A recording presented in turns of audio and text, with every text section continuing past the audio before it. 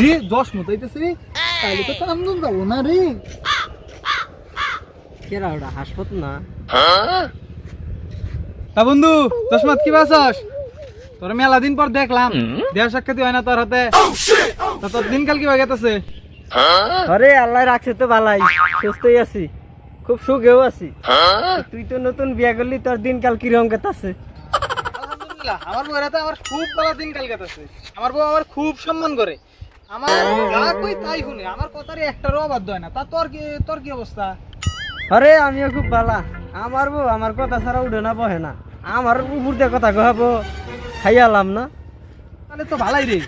এই দর্শন ভাই, আমি একটু আগে দেখলাম আন্নের বউ আন্নের মারলো, আমি কান্দিতে কান্দিতে এমপি এলাইনি এটা গল্প করতে শুন। তোর কষ্ট রে কি দর্শন ভাই, আন্নের এমনি কি শুরু করছুন? আন্নের জ্বালায় আমরা এলাকায় থাকতে পারলাম না। প্রতিদিনে আন্নের বউর হাতে আন্নের মারামারি বাজার, আন্নের খালের মধ্যে তুলে খসে, এমনি একটু বন্ধ করুন।